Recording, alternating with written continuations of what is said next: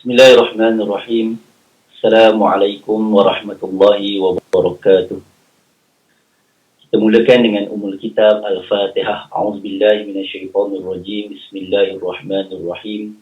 Alhamdulillahi rabbil alamin. Arrahmanirrahim. Maliki yaumiddin.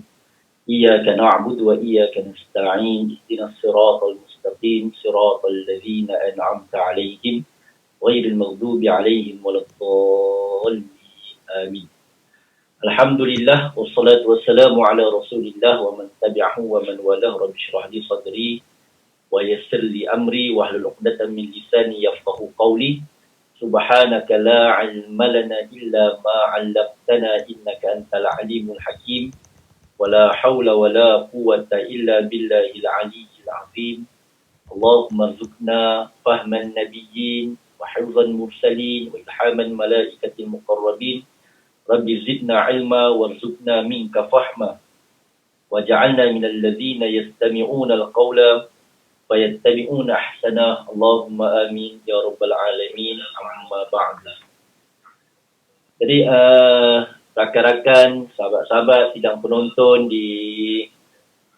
yang berada di laman FB Dewan Dakwah Negara. Jadi sebelum saya melanjutkan tazkirah pagi yang agak lewat sedikit kerana ada masalah teknikal, saya menyeru kepada anda semua untuk sama-sama kita like dan share FB Dewan Dakwah Negara, Majlis Dakwah Negara ini, ataupun boleh juga subscribe di laman channel YouTube Dewan Dakwah Negara, dan boleh follow di sana dan boleh share-sharekan. Moga-moga ia menjadi satu saham yang berpanjangan dalam kita menyebarkan ilmu dan dakwah, insya-Allah. Dan tuan-tuan juga boleh lihat di link di bawah sana, boleh juga menyalurkan sumbangan ke tabung Dewan Dakwah Negara, yang mana segala sumbangan tuan-tuan itu akan diguna dan dimanfaatkan untuk program-program dakwah dan menyuburkan dakwah dalam negara kita, insya-Allah. Jadi sahabat-sahabat sidang penonton yang dirahmati lagi dikasihi Allah Subhanahu wa taala, apa khabar pagi ini? Dah sarapan ke belum? Jadi sebelum kita, mungkin banyak urusan lagi yang akan kita buat, insya-Allah pagi ini saya nak kongsikan dengan sahabat-sahabat yang dirahmati lagi dikasihi Allah Subhanahu wa taala sekalian tentang kelebihan istighfar. Tadi lepas sembahyang subuh, saya yakin dan percaya kita telah beristighfar. Assalamualaikum warahmatullahi. Assalamualaikum warahmatullahi.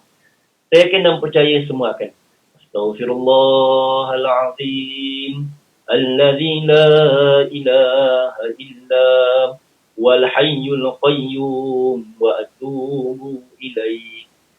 Jadi kita dah beristighfar kepada Allah Subhanahu wa taala lepas sembahyang. Kenapa lepas sembahyang pun kita disuruh beristighfar? Kerana apa? Kerana dalam sembahyang kita ada kelalaian, dalam sembahyang kita tidak khusyuk, dalam sembahyang kita mungkin tak mana-mana kita mengelamun dan tidak fokus kepada sembahyang. Maka kekurangan dalam sembahyang itu menyebabkan Nabi SAW menyuruh kita agar beristighfar. Para ulama menyuruh kita agar beristighfar selepas mana kita solat. Sidang penonton yang dirahmati lagi dikasihi Allah Subhanahu wa taala sekalian, Allah Subhanahu wa taala berfirman dalam surah Nuh. Dalam surah Nuh, Allah Subhanahu wa taala berfirman pada ayat yang ke-10, yang mana Allah Subhanahu wa taala menyeru kita, A'udzu billahi minasyaitonir rajim. Wa qultu astaghfiru rabbakum innahu kana ghaffara. Allah Subhanahu wa taala berfirman, maka aku katakan kepada mereka, mohonlah ampun kepada Rabbmu, sesungguhnya Dia adalah Maha Pengampun. Allah Subhanahu wa taala menukilkan ayat ini ataupun menyatakan dalam ayat ke-10 surah Nuh ini, memberitahu bagaimana bagi Nabi sallallahu alaihi wasallam menyeru kepada kaumnya agar mohon keampunan kepada Allah Subhanahu wa taala, dan Allah Subhanahu wa taala itu adalah Maha Pengampun. Kemudian Allah Subhanahu wa taala menyatakan lagi pada ayat yang ke-11, yursilis samaa'a 'alaikum midrara. Nescaya dia akan mengirimkan hujan kepadamu dengan lebat. Ini di antara kelebihan istighfar. Orang yang beristighfar ini, Allah Subhanahu wa taala akan menurunkan hujan yang lebat daripada langit. Dengan maksud yang ditafsirkan oleh para ulama, maksudnya dengan rezeki. Asbab kita beristighfar kepada Allah Subhanahu wa taala ini, maka kita yakin dan percayalah keampunan yang kita minta kepada Allah Subhanahu wa taala dengan dosa-dosa yang kita buat, Allah ampunkan kita, Allah kasihi kita, Allah rahmati kita. Maka asbab istighfar tadi yang pertamanya yang Allah sebut dalam surah Nuh ayat yang ke-11 ini, yursilis samaa'a 'alaikum midrara. Allah akan turunkan daripada langit, Allah kirimkan hujan daripada langit yang lebat sebagai rezeki kepada kita. Rezeki. Tetapi ada orang kata, Ustaz, kalau hujannya macam mana Ustaz? Hujan-hujan lebat ni banjir. Maka kita doa, Allahumma sayyiban nafi'ah. Kita minta agar hujan ini, sayyiban ini memberi manfaat kepada kita. Kerana apa? Air daripada langit itu kan yang akan membasahi bumi, yang akan menyuburkan tanam-tanaman itu, yang akan memberi minuman kepada binatang ternakan, itu semua merupakan rezeki daripada Allah Subhanahu wa taala. Sebab itu kita disuruh untuk memperbanyakkan beristighfar kepada Allah Subhanahu wa taala. Berapa kali kita beristighfar kepada Allah Subhanahu wa taala, tuan-tuan? 10 kali. Ada kadang-kadang kita istighfar lepas sembahyang cepat-cepat lah. Lepas sembahyang ni paling cepat 3 kali. Astaghfirullahalazim, astaghfirullahalazim, astaghfirullahalazim. Tengok kiri kanan, angkat tangan baca doa. Baca doa, amin, jalan. Kadang-kadang kita tak sempat baca doa. Assalamualaikum warahmatullahi, Assalamualaikum warahmatullahi. Tengok kanan kiri, terus kita beredar. Jadi cuba kita istiqamah dengan melazimi istighfar sebanyak-banyaknya, dan kita melazimi istighfar ini lepas solat. Kira dengan 10 kali, 7 kali, lazim setiap lepas solat. Malah kalau kita tanya berapa kali Nabi SAW sehari beristighfar, Masya Allah, tuan-tuan. Nabi SAW yang maksum, kan, yang tidak berdosa kepada Allah Subhanahu wa taala itu pun beristighfar sebanyak 100 kali. 100 kali. Kita inilah hamba yang berdosa, hamba yang lalai, hamba yang leka. Dan kalau kita semayang pun kadang-kadang tidak khusyuk. Kita semayang pun, dalam semayang pun kadang-kadang kita ingat benda lain, tak ingat kepada Allah, Allahu Akbar. Tengah-tengah semayang pun kita lupa rakaat. Tengah-tengah semayang pun kita lupa, aku dah baca belum Fatihah. Mungkin boleh jadi seperti itu. Lebih-lebih lagi lah kita ini hamba yang banyak dosa. Mata yang berdosa, telinga yang berdosa, lidah yang berdosa, tangan jari jemari kita yang berdosa banyak sangat ini. Maka kita lebih banyak kena beristighfar kepada Allah Subhanahu wa taala. Mungkin lebih daripada 100 kali. Kalau Nabi 100 kali, mungkin kita kena 1000 kali. Lagi apakah kelebihan istighfar yang Allah sebut dalam surah Nuh ini? Allah sebut pada ayat yang ke-12. Wa yumdidkum bi amwalin wa banin wa yaj'al lakum jannatin wa yaj'al lakum anhara. Allahu Akbar. Dalam ayat yang ke-12 ini, Allah Subhanahu wa taala menyatakan lagi beberapa kelebihan istighfar, iaitu dan memperbanyakkan harta. Allahu Akbar. Rezeki dah turun daripada langit berupa air hujan yang akan menyuburkan tanaman, yang akan memberi minuman kepada binatang ternakan. Kemudian orang yang melazimi istighfar ini, Allah Subhanahu wa ta'ala akan memperbanyakkan harta. Harta ni, pertama, kita yang dengan nafsu kita yang memperbanyakkan. Yang kedua ini, Allah yang memperbanyakkan. Berbeza tuan-tuan, berbeza. Kalaulah manusia itu mencari harta dan dia memperbanyakkan harta dengan nafsunya, tak sama dengan orang yang Allah Subhanahu wa ta'ala memberikan kekayaan kepada dirinya dengan keberkatan daripada Allah Subhanahu wa ta'ala. Siapa yang memperbanyakkan hartanya? Allah Subhanahu wa ta'ala. Maka itu di antara kelebihan beristighfar.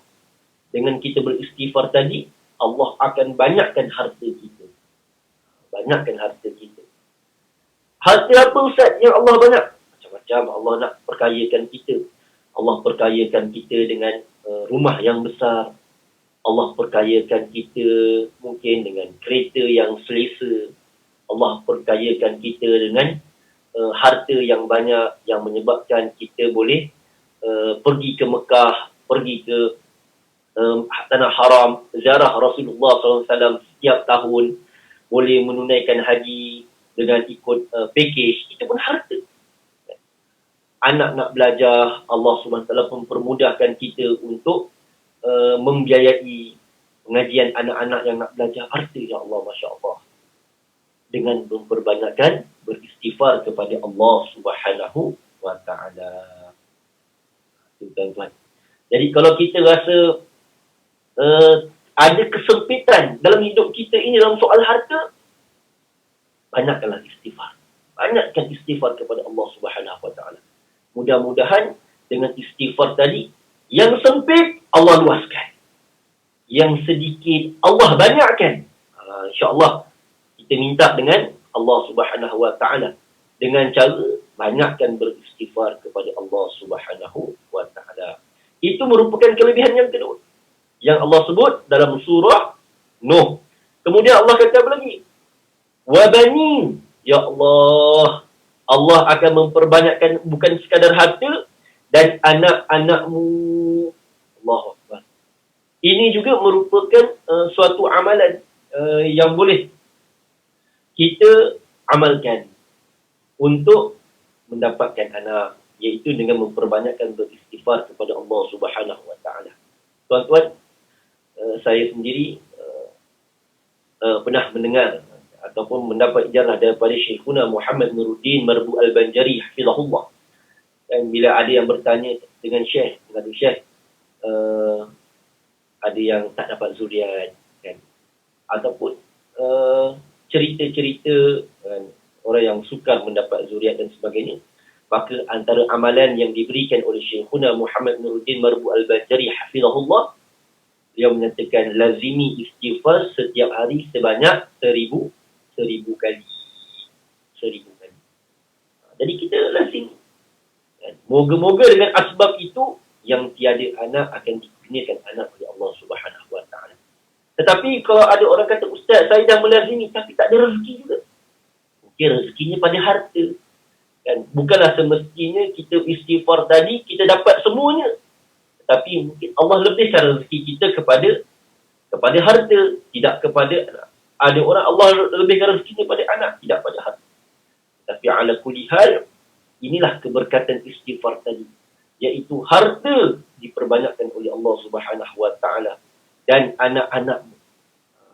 Dengan kita memperbanyakkan istighfar, moga-moga kita doa dengan Allah Subhanahu wa ta'ala, bukan anak je ramai, tetapi anak-anak yang soleh, anak-anak yang mendoakan kita, anak-anak yang taat perintah Allah, anak-anak yang cerdik pandai, anak-anak yang sentiasa menjaga solat, anak-anak yang juga tahu menjaga adab dan akhlaknya kepada orang tuanya, kepada guru-gurunya. Jadi itu keberkatan daripada istighfar yang kita panjatkan. Kemudian Allah sebut apa? Wa yaj'al lakum jannatin wa yaj'al lakum anhara. Dan mengadakan untukmu kebun-kebun dan mengadakan pula di dalamnya untukmu sungai-sungai. Ini merupakan satu ganjaran yang Allah Subhanahu wa taala berikan bagi orang yang melazimi istighfar ini, syurga Allah Subhanahu wa taala. Allah berikan kepadanya syurga. Kita istighfar, Allah ampunkan dosa. Dengan kasih sayangnya, maka keampunan Allah itulah merupakan satu nikmat yang sangat besar. Bila Allah ampunkan segala dosa-dosa kita, maka Allah kurniakan kepada kita syurga. Syurga yang mana di dalam syurga itu terdapat sungai yang mengalir di bawahnya. Allahu Akbar. Kemudian Allah Subhanahu wa taala menyatakan lagi, "Ma lakum la tarjuna lillahi waqara." Mengapa kamu tidak percaya akan kebesaran Allah? Allah tanya kita tak? Allah tanya kita. Mengapa kamu tidak percaya akan kebesaran Allah Subhanahu wa taala? Wa qad khalaqakum atwara. Padahal dia sesungguhnya telah menciptakan kamu dalam beberapa tingkatan kejadian. Jadi, sidang penonton yang dirahmati lagi dikasih Allah SWT, Allah tanya kita. Allah suruh kita beristighfar untuk Allah berikan berbagai kelebihan dalam istighfar. Tetapi Allah tanya kepada kita, kenapa kita tidak percaya lagi? Manusia, kenapa engkau tidak mahu beristighfar lagi? Manusia, kenapa engkau tidak mahu taat lagi kepada Allah Subhanahu wa taala? Maka Allah tanya kepada kita, kenapa kita tidak mahu percaya akan kebesaran Allah Subhanahu wa taala? Maka rakan-rakan sidang penonton yang dirahmati lagi dikasihi Allah, banyakkanlah beristighfar kepada Allah Subhanahu wa taala. Insya-Allah dengan kita beristighfar, Allah akan turunkan rezeki daripada langit berupa hujan. Hujan ni penting. Kita lihat kadang-kadang ada tempat tak ada air. Bila tak ada air apa jadi? Tanaman tak subur, binatang ternakan boleh mati. Bila kekurangan air, bukan soal binatang dan tanaman, kita pun kan empangan kosong, kita pun air dicantum Allah. Maka banyakkanlah beristighfar. Moga-moga rezeki daripada Allah itu sentiasa diturunkan oleh Allah Subhanahu wa taala kepada kita dan memberi manfaat kepada kita. Allah permudahkan harta kekayaan kita, dan yang sempit Allah luaskan mudah-mudahan. Harta ini macam-macam, bukan sekadar harta yang fizikal. Kesihatan itu juga harta kita. Dan ketenangan hati juga bukan harta yang sangat berharga. Dan anak-anak yang soleh, anak-anak yang baik, itu juga Allah Subhanahu wa taala akan permudahkan. Sedang penonton yang dirahmati lagi dikasihi Allah Subhanahu wa taala. Sebelum saya nak mengakhiri tazkirah pagi ini, sejarah lebih kurang 30 minit ni, saya nak bawa satu kisah. Satu kisah yang mana kisah ini pernah diceritakan, mungkin tuan-tuan pun pernah dengar, dan saya pun pernah menulis tentang kisah ini, bagaimana Imam Ahmad dengan seorang penjual roti. Imam Ahmad dengan seorang penjual roti. Tuan-tuan yang dirahmati lagi dikasihi Allah Subhanahu wa taala. Satu hari Imam Ahmad musafir, lalu dia sampai ke satu tempat. Bila Imam Ahmad sampai ke satu tempat, iaitu beliau pun mencari masjid untuk solat dan beriktikaf. Dengan erti kata yang lain, nak bermalam di masjid. Tetapi bila mana beliau sampai di masjid dan meminta izin untuk bermalam di masjid, masjid ketika itu tutup kunci, tak dibenarkan untuk imam ini untuk solat atau untuk bermalam di masjid. Tak dibenarkan dan dikunci. Maka imam pun terfikir, dekat mana aku nak tidur malam ni? Jadi ketika mana dia bercakap dengan pengawal masjid, dia kata, boleh tak kamu tumpangkan saya nak tidur dekat masjid malam ni, saya bermusafir. Maka dia kata tak boleh. Maka dalam dialognya tadi bersama dengan bawa masjid ataupun pengawal masjid tadi, maka didengari oleh seorang pemuda. Didengar oleh seorang lelaki ini. Maka lelaki ini pun bertanya dengan Imam Ahmad. Dan lelaki ini tak kenal itu Imam Ahmad. Dia kata, wahai Tuan, daripada mana nak ke mana? Kemudian dia tanya dekat Imam Ahmad tadi, apa kata, kalau Tuan tidak ada tempat untuk menginap pada malam ini, saya boleh tumpangkan dekat rumah saya. Dia nak tumpangkan. Tapi dia bagi tahu siap-siap, dia kata rumah dia mungkin taklah besar, tidaklah selesa mana, tetapi bolehlah untuk Tuan berteduh pada malam ini ataupun melelapkan mata pada malam ini untuk berehat. Lalu Imam Ahmad pun bersetuju. Dia baliklah. Bawalah lelaki ini, bawalah Imam Ahmad tadi balik ke rumah. Sampai dekat rumah tuan-tuan, lelaki ini menyediakan makanan. Sedikit makanan dan minuman. Mungkin kita pun kalau tetamu datang, kita akan tanya. Walaupun dia datang dah sampai tengah malam, tanya dulu. Dah makan ke belum? Dah minum ke belum? Takut-takut dalam perjalanan tadi tak sempat nak makan.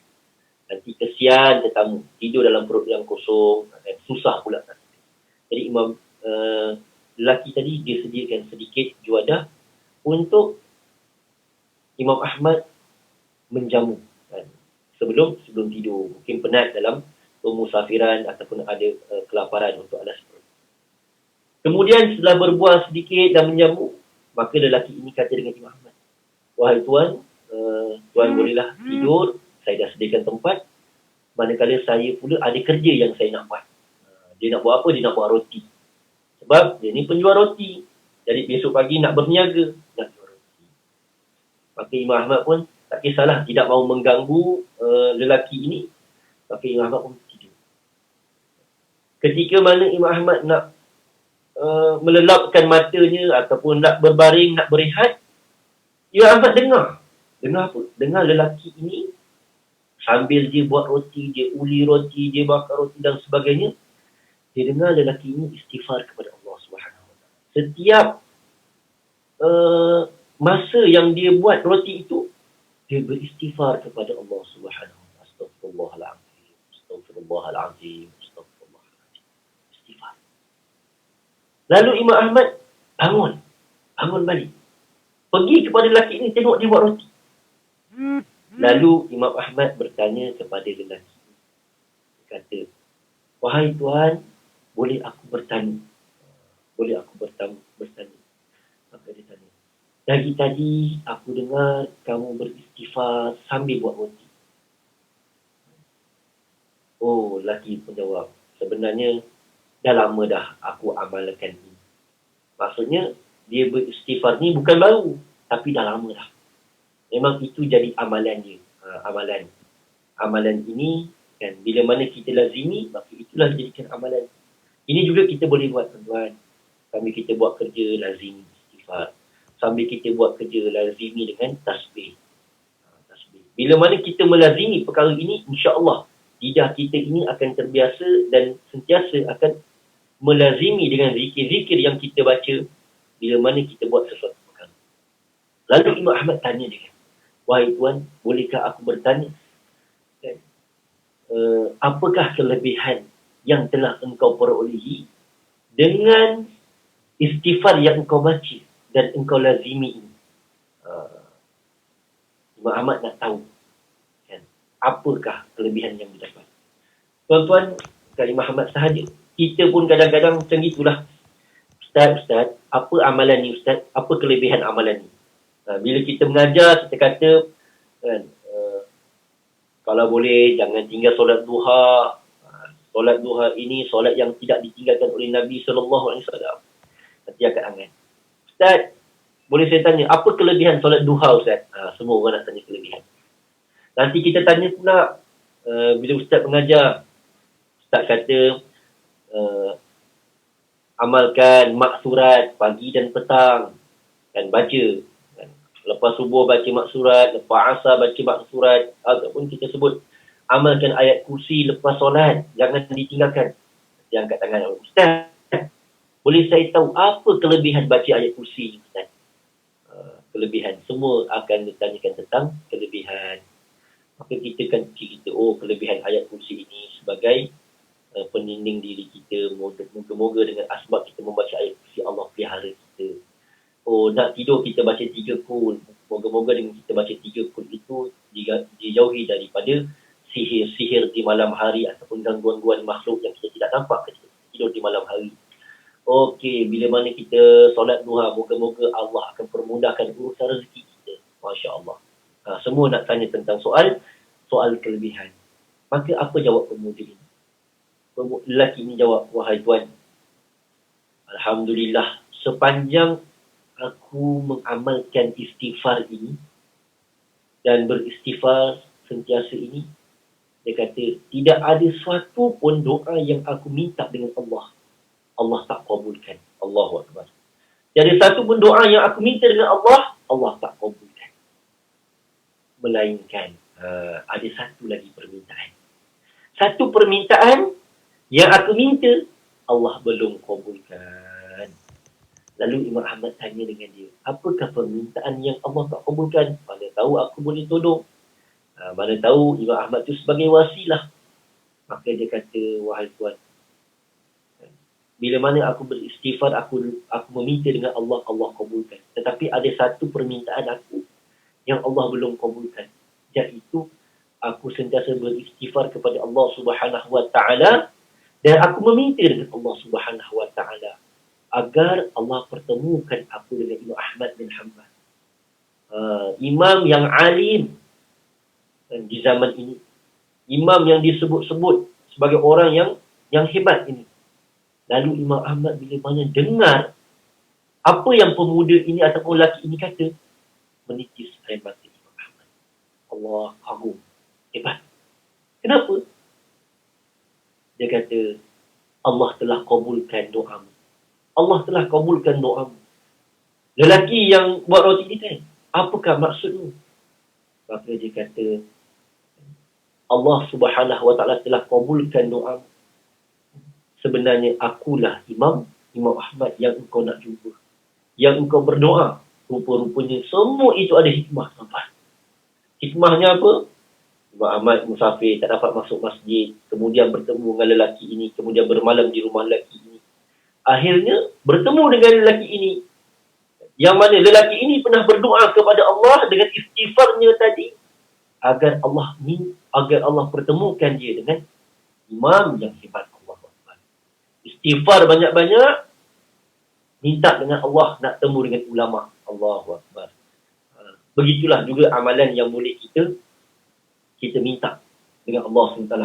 Kita istighfar, astaghfirullahalazim, astaghfirullahalazim, astaghfirullahalazim.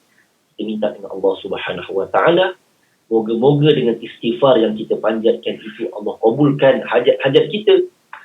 Bila Allah kabulkan hajat-hajat kita, kita lihat tuan-tuan. Lihat, saya nak bawa kisah ini tadi. Bagaimana lelaki ini nak jumpa siapa tuan-tuan? Dia istighfar agar dipertemukan ulama. Allahu Akbar. Dipertemukan dengan ulama. Kan? Ulama yang hebat. Begitulah kita. Hidup kita ini kalau boleh kita minta dengan Allah. Agar hidup kita ini sentiasa dipertemukan dengan orang-orang soleh. Hidup kita ini kita doa dengan Allah. Ya Allah, dengan berkat istighfar ini, pertemukanlah aku dengan para alim ulama yang dapat membimbing. Ya Allah, pertemukanlah aku dengan para alim ulama yang dapat aku mengambil barakah daripadanya. Ya Allah, dengan istighfar ini, pertemukanlah aku dengan orang-orang yang baik, yang akan sentiasa membimbing aku ke jalan yang benar, yang akan boleh membawa aku menuju kepadamu, Ya Allah. Istighfar banyak-banyak.